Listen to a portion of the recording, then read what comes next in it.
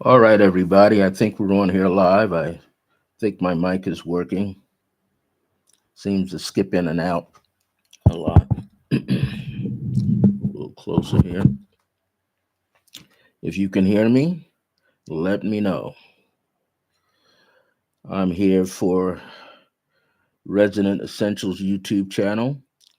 I am the podcast creator here for my podcast called Clear Blue Radiance. And I'm here usually every Thursday at about 1 p.m. or 1:15 p.m. Mountain Standard Time. If you're here, let me know that you can hear me clearly because we're having some tech issues.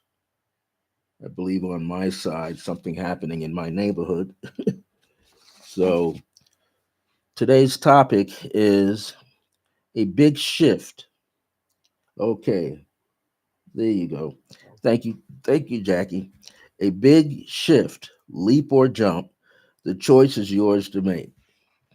Well, for people that'll be brand new, that'll come back here later, I guess I should say I'm a spiritual counselor for over 40 plus years, and I enjoy helping people such as yourself gain greater clarity and redefine or discover your purpose.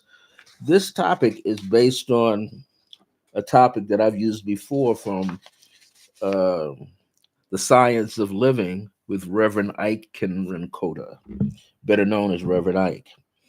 And one of the things Reverend Ike would always teach, he would say, if you want to be, do, and have, if you want to be, do, and have, you must first make up your mind.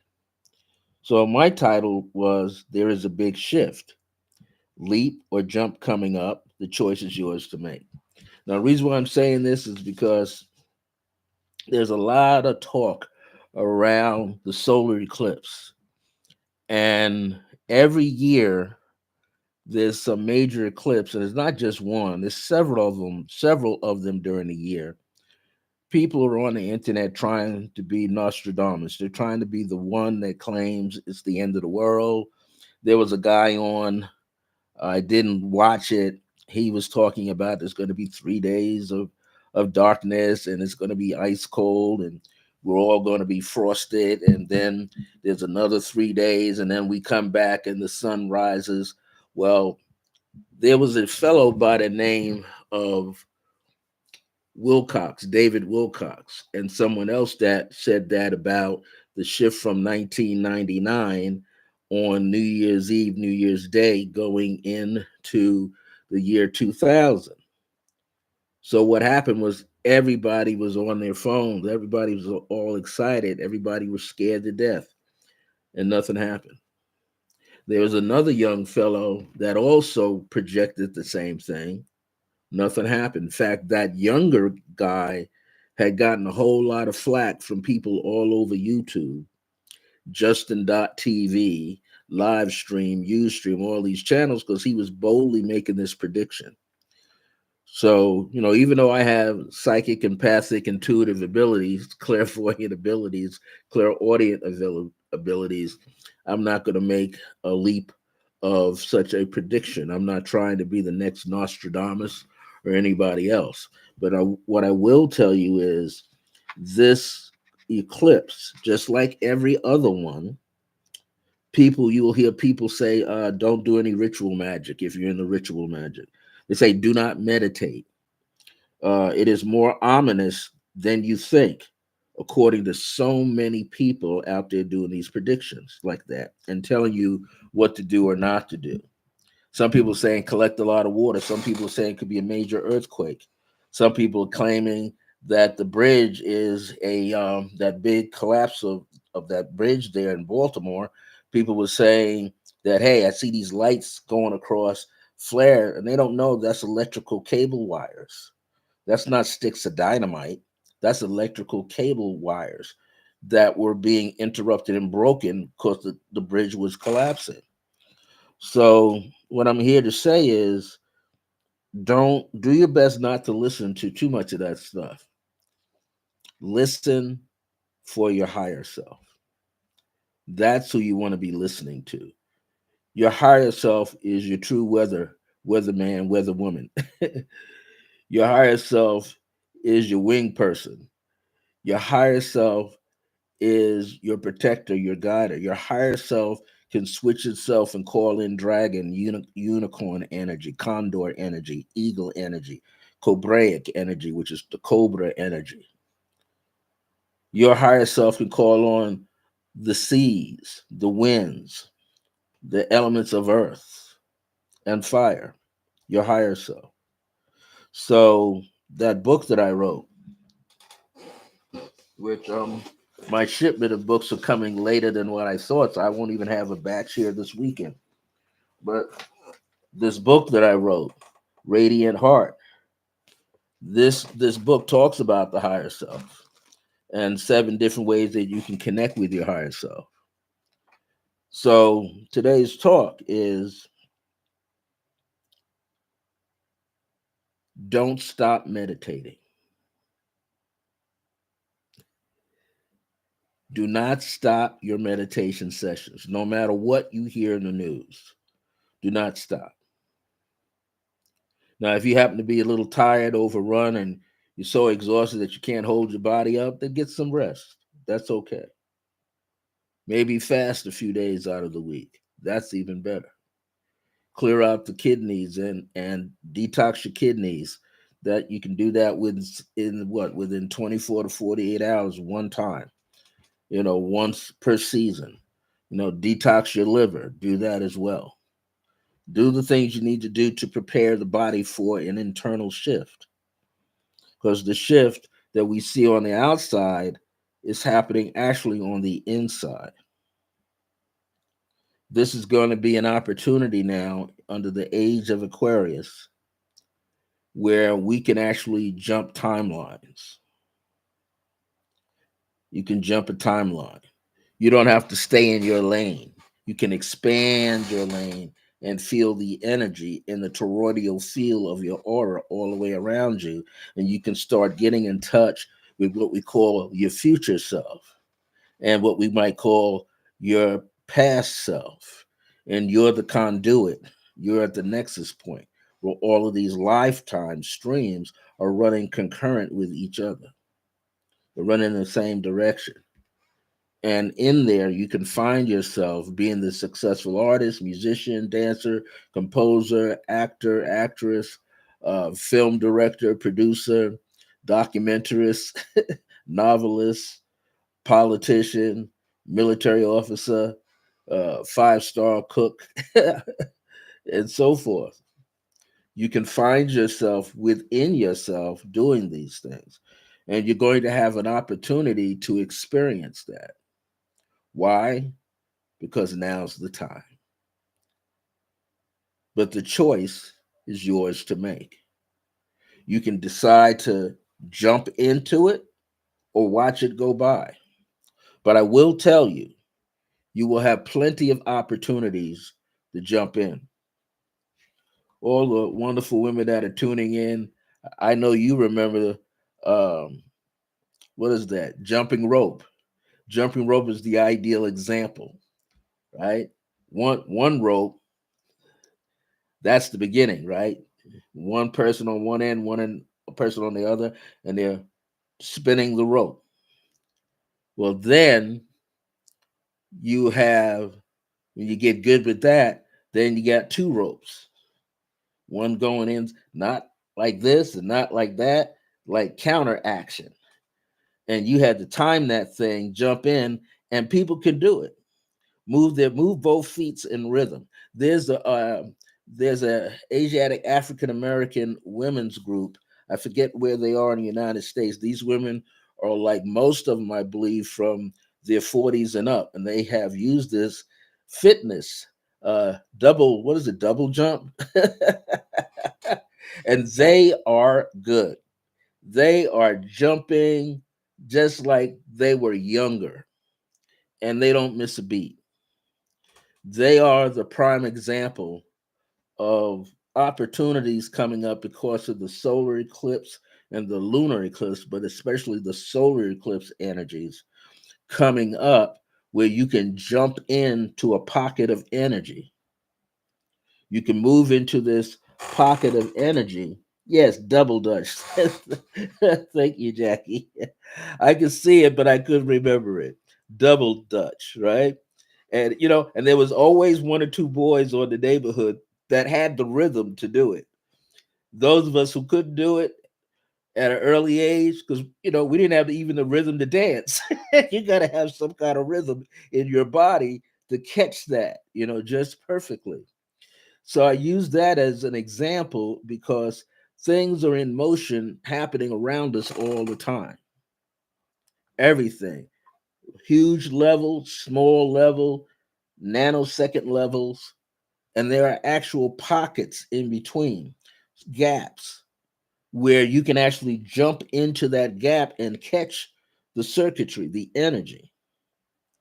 So, but in order for you to clearly see the gap, see the rhythmic energy in the lanes, and see them next to your lane, see them overlap your lane, and then jump in, you have to have a calm mind. You can't have a mind that's cluttered. You can't be full of worry, anxiety, doubt, any illusory thinking. You can't have any of that. You have to be absolutely clear.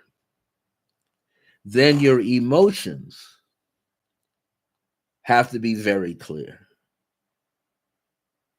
You can't carry within the emotional body a reflection of slowed down thinking, cluttered thinking, because then emotions can become the ones that express grief. So you can't carry grief in there either. You can't carry anger in there either. You can't be high as a kite going in there either. You can't have any form of addiction when you're jumping into this other realm that's just as infinite as the one that you're in now. So you have to be clear mentally and emotionally. So this is why I say here that no matter what is coming, the choice is yours to make. You remember those movies when they were talking about I guess it was Napoleon, to be or not to be. That is the question. Well, to jump or not to jump. That's another question. To leap. Leap and jump mean the same thing, but one of them means a frantic maneuver. Jump, you got to jump. It's frantic. Leap, you take your time and you can visit beauty and harmony in the atmosphere around you to make a perfect landing. The choice is yours to make. Look to sit silently and meditate in silence. So that means you can listen to some soothing music of your choice that calms down the nerve system, and you're hearing movement around you through music, and it touches the antennas on your skin, which is your hair, and then it touches the surface of your skin where it picks up the network of nerves, and eventually you fall into a pattern of energy where you feel safe. So you have to learn how to eventually sit in silence. Now, sometimes people like to multitask. I'm aware of that because I've done it myself. Sometimes people have on the TV or radio. If you're going to have them on, you still got to turn them all the way down to a three, two, or a one so you don't hear anything. Better yet, have them off. During that time of striving to be very quiet, hello, Barbara, how are you? To be very quiet, you have to be patient. And this is what someone had asked me on Lloyd's podcast Monday night. I think Lloyd asked me, people can be very nervous, excitable, and feel agitated, and they don't want to sit. So what do you tell them? They're not being patient.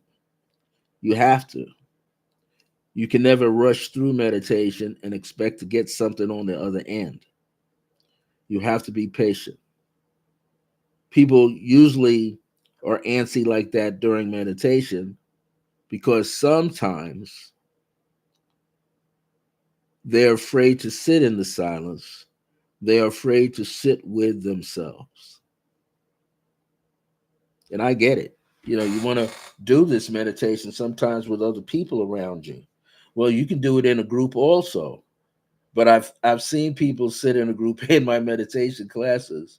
I I mean, a few times I've fallen asleep. That's how tired I am. I've fallen asleep in my own meditation class that I'm leading. And I catch myself. It's funny. But there are times, hello there, Samira, where I see other people trying to tune into other people. Right in my class at the beginning, we had one guy. He was invited. He was a college student, and he really was tuning in to one of the students in the class.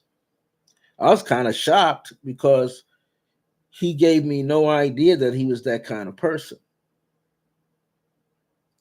He didn't even say to me, "Can I say something to say to her?" I called upon him to share his experience. He wanted to read the person that's sitting next to him. And of course, it creeped her out because he didn't ask her permission. He just started trying to read her because this is what he was feeling. So I kind of left it up to Michelle because it's her location. She's hosting me there to kind of put him in his place. And he argued about that.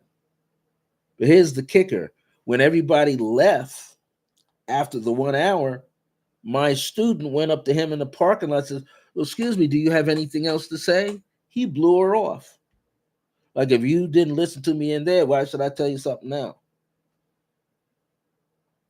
Did he ever come back? No. He did call in wanting to volunteer, meaning he thought if he can come in and volunteer, he can sit in a whole bunch of classes and courses for free. No. One day we'll have some interns that can do that because then they get to see how to explain what the Institute does, what we're actually doing there, but not somebody coming in who just wants to ride on the backs of everybody else for free and read everybody else without anybody's permission. These things can happen. So it takes a lot of patience to be able to sit and wait and meet your higher self, to listen for your higher self, to feel the presence of your higher self. Continuous meditation will help you activate the bridge that stands between you and your higher self. The bridge is known as your heart chakra. I call it heart center. The heart is the bridge between the upper worlds and the lower worlds. Anything beneath the heart, like your solar plexus and pancreas, kidneys, gallbladder, stomach and liver, all of that, and intestinal tract, all of that, going all the way down into the pelvis, belongs to the earth plane. Everything above that belongs to the ethereal plane, the more spiritual, metaphysical plane. And your heart sits between the two worlds.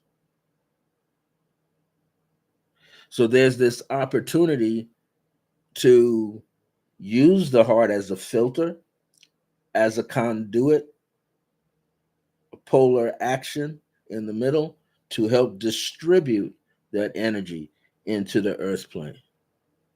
And take the earthly energy and spray it upward to be filtered in higher realms of awareness and consciousness and clarity through the throat center, the brow center, which is the pineal gland, the crown, which is considered the pituitary gland area. Once you can recognize the feeling and the voice of the communication with your higher self, then you are in the seas of higher awareness, remembrance, and consciousness, which is referred to silence. I was having a discussion with some of my numerology students last night online, and one woman was asking me, like, she gets this feeling where she gets right there, she falls, feel like she's falling. What is that? And I had to explain to her, you're falling into your zone, your own energetic zone, falling into the void, so to speak. But once you're in the void, you occupy the void. So the void is not really a void anymore because your energy is occupying that space. But there are moments when gaps come up, and these gaps are on the circuitry, and through the toroidal field, these gaps exist. Think of the gaps like steps almost, or like a tunnel. What happens is the tunnels must line up for you to pass through, to get in through the gap. Usually that gap is known as the intake of God, of divine presence. Divine presence breathes just like you breathe. If you can feel the rhythm of that divine cosmic breathing and attune yourself to it, your energy will be expanded. It'll have what we call the growth spurts. You'll feel much larger on earth. Things that you normally wouldn't bump into in your home, you start bumping into them. Why? Because your energy field is larger.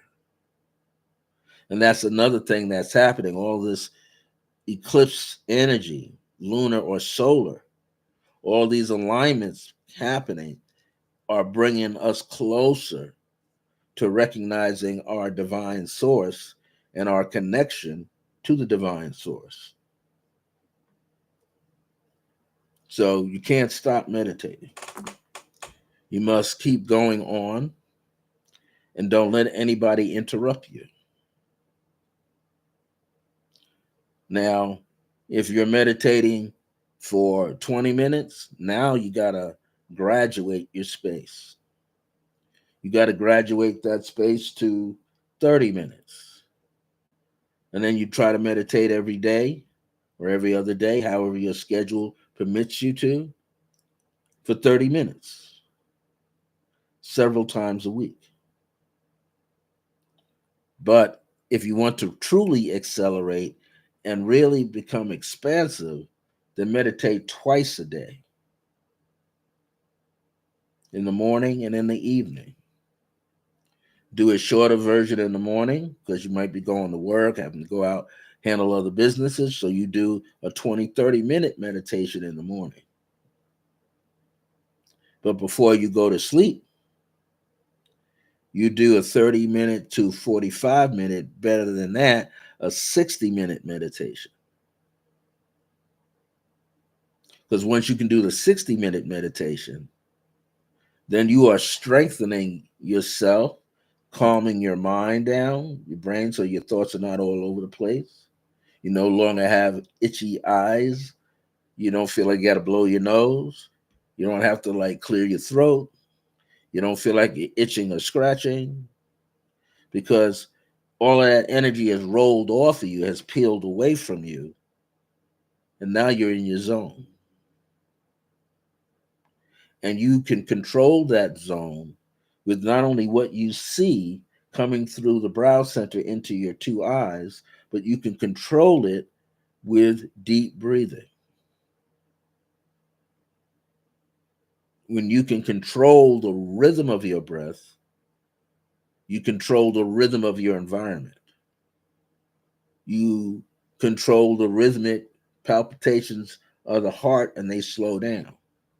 And then they connect with the brainwave level. Then you're in, that's another gap. Those two elements cross, you got another gap. And the whole idea is go through, not to stop. Don't worry, you'll find your way back and be on this side of the veil. But you must go through the veil when you see them overlap. You will see the gateway, the opening. Go in. You have nothing to fear. It was once said, man has nothing to fear but fear itself. whatever that is.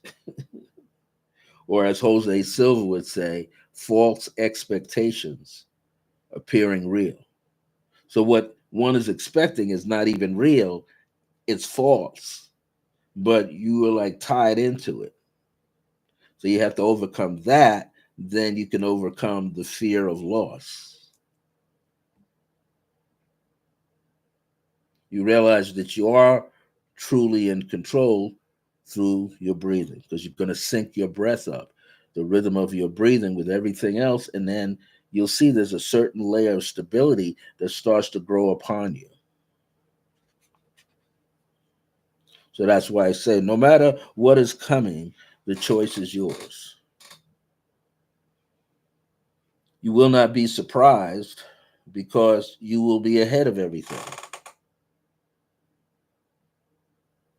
Yeah, it's your energy field that is, hey, Jennifer Merriman, how you doing? It is your energy field that is larger than your physical body.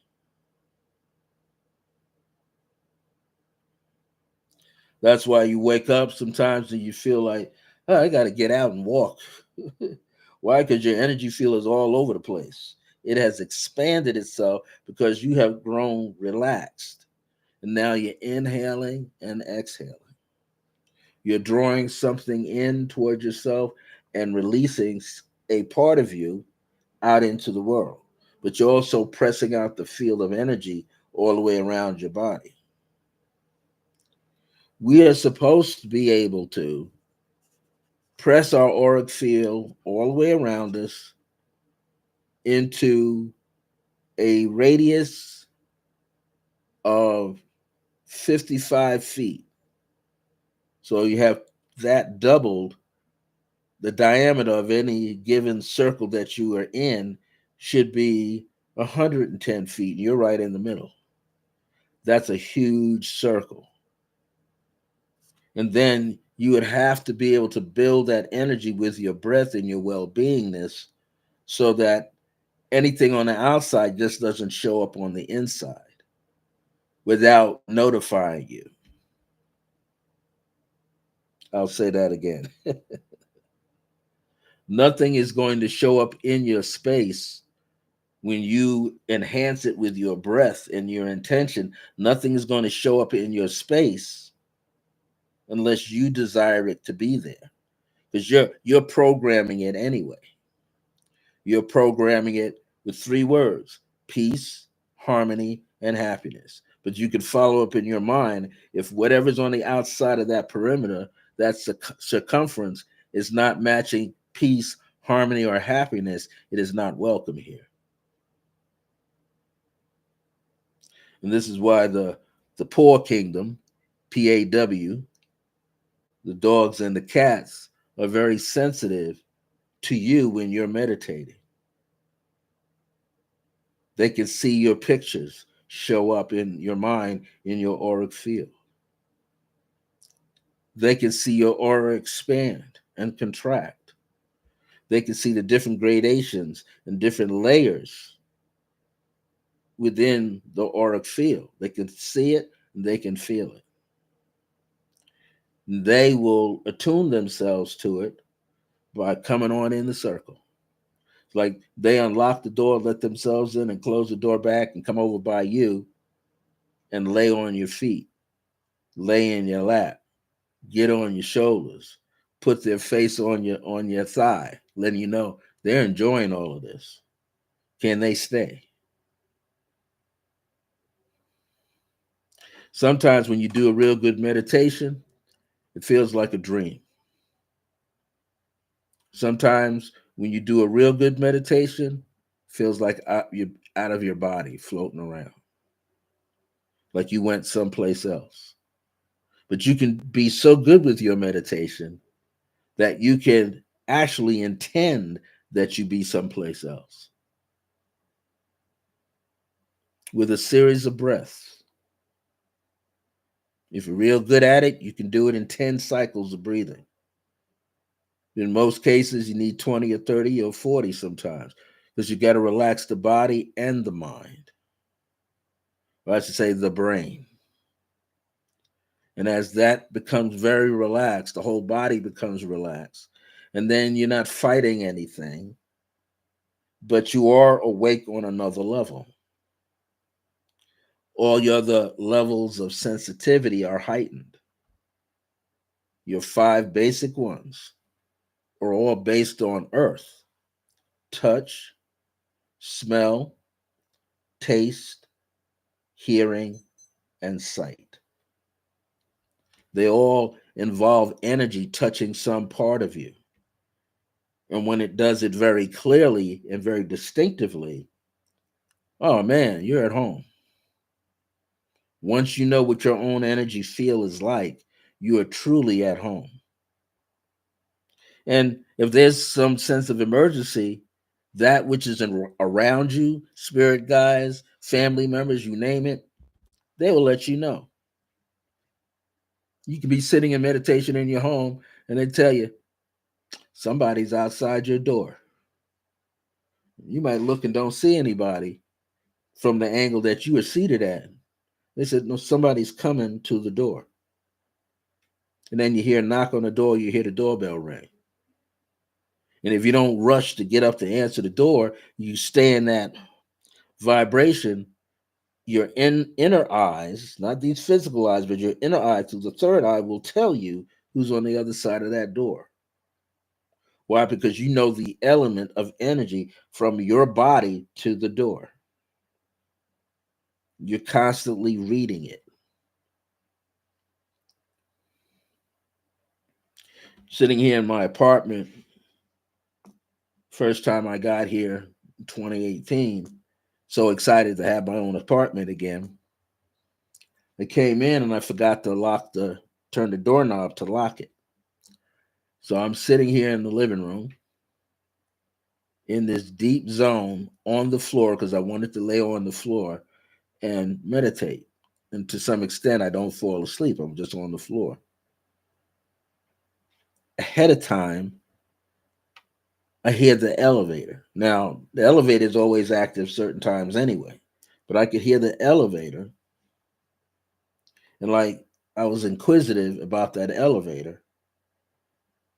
The next thing I know, I projected out of my body and I was standing right in front of the elevator. This person got off, and I automatically knew that this person does not live in this community, not across the four buildings, not related to anybody. But I also knew that they were harmless. And so I wonder where they're going. So I followed them, and they were going to my apartment. But here was the factor: they're trying to get into the apartment. And of course, I felt immediately alarmed.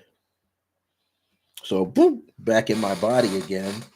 Took a little time, roll off. They were still knocking on the door. They must have been there for a solid 2-3 minutes. But then I heard one of my neighbors across the hall open his door and say, "Hey, who are you looking for?" And the guy said the former tenant's name, which was Paula McCarthy. He said, she moved. Person said, "Oh, I had this package. I wanted to bring it to her." Well, she moved about a month ago. So it's amazing. I didn't have to go answer the door. The gentleman across the hallway answered the door because he heard that incessant knocking. And you know that's not me because I'm a quiet person. So I bring that up because you could read energy fields around you all the time. So these are things that you learn to do because you meditate every day. So those of you who are now sitting in meditation for up to 20 minutes or 30 minutes, introduce more time, 5 minutes more, 10 minutes more. Get yourself up to about an hour. Because the more time you spend in your meditation, the more time you're going to need to acclimate yourself to all this new energy that's building up around you, whether it's inside your home from crystals and plants that you have, whether it's outside your home. You have to be able to read all of that energy. And you want to read that energy definitively. You want to see it just like you got it. You don't want to have to guess what it is. So that's why we practice meditation eventually in silence. That way you could hear everything. You can hear the way you breathe. You can even hear your pulse rate, how it does that. You begin to hear all of that. Then if you're into something like yoga, tai chi, qigong, you can bring that energy with you into that form of exercise and continue the process of getting into a deep form of relaxation, not only here, but throughout the entire body.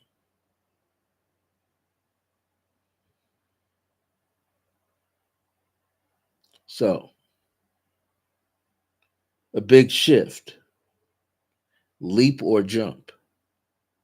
The choice is yours to make. If you got any questions, put them in the chat. Any questions? Anything you want to know about meditation, I'm right here.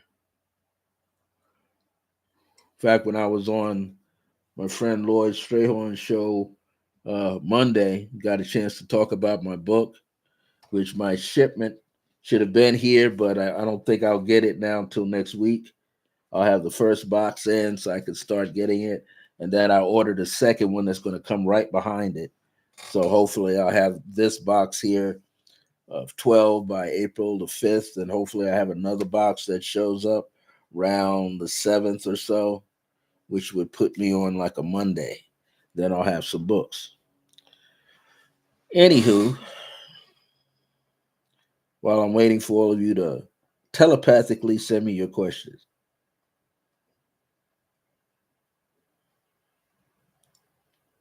All right, there are no questions. Let's see what I would like to do. Sometimes recently I've been doing this on Resonant Essentials podcast, which is my clear blue radiance, is to have you experience meditation.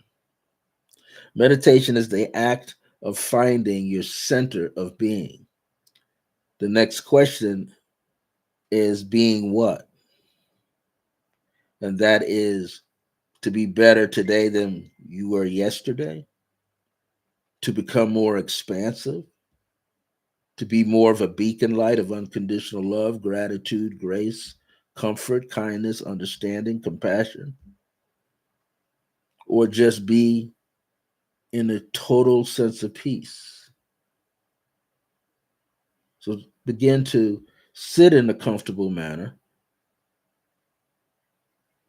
Let those cycles of breath begin.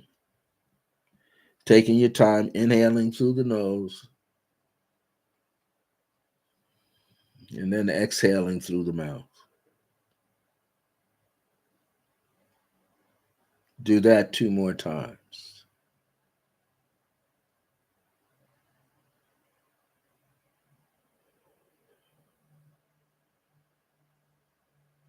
Do it 1 more time.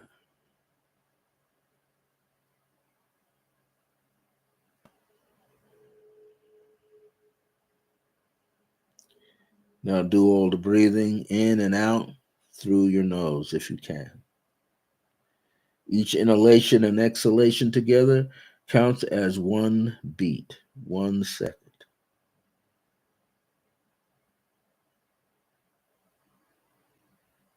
The more you do this, the greater you shall become.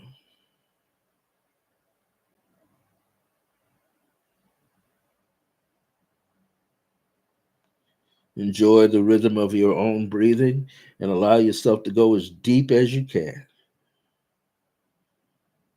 without straining.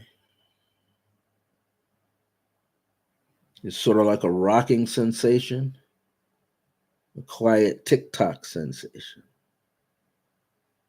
You'll start to feel tingling sensations from your nerve points all the way around your body underneath your skin.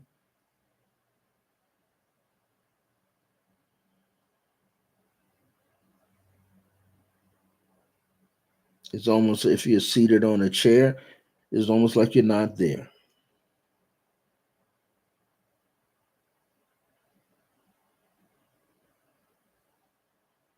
As you continue to breathe deeply for yourself, let go.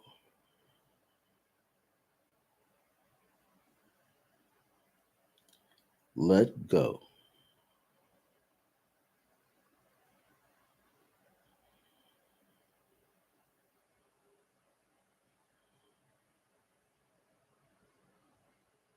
Let go.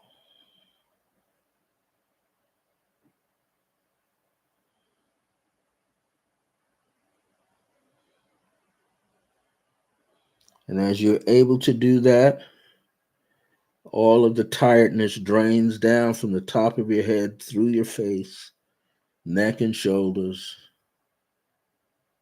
and begins to roll down your arms and hands, roll down in the armpits, down to the where you can bend the joints, hands, fingers, and elbows. Let it rest at navel height.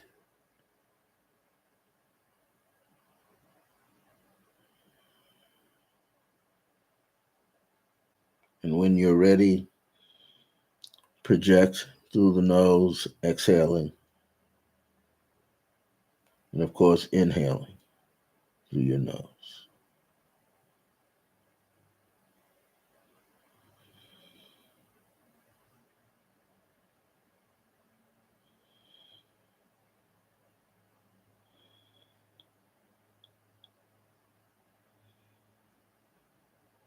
And keep going.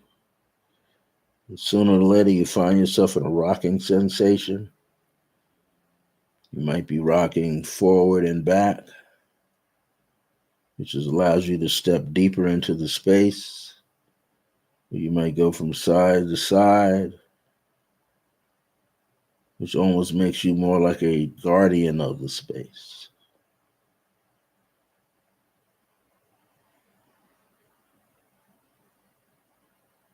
As you're willing to allow yourself to flow from internally breathing,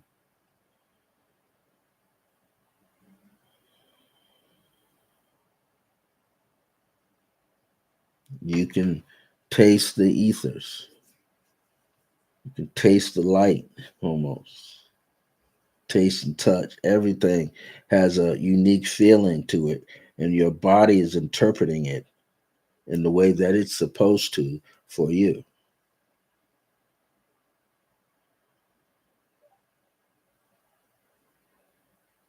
Just go deeper into it, allowing yourself to relax a little bit more.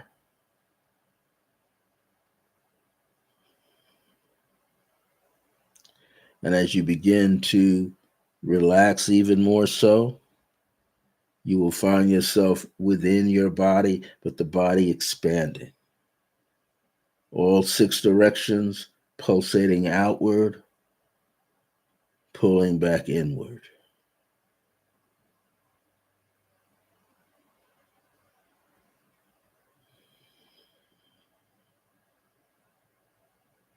And this is done even the curling back and forth with the breath through the palms and the fingers and coming back, curling up the fingers and then rolling up the wrist a little bit and then back out again.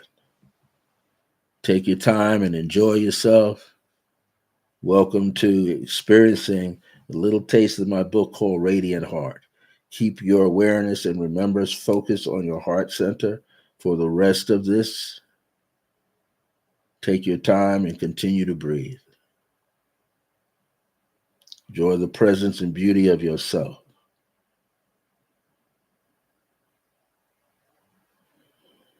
Every time you're inhaling the spiritual, metaphysical worlds of peace, harmony, and happiness, and you are displaying compassion and unconditional love with grace.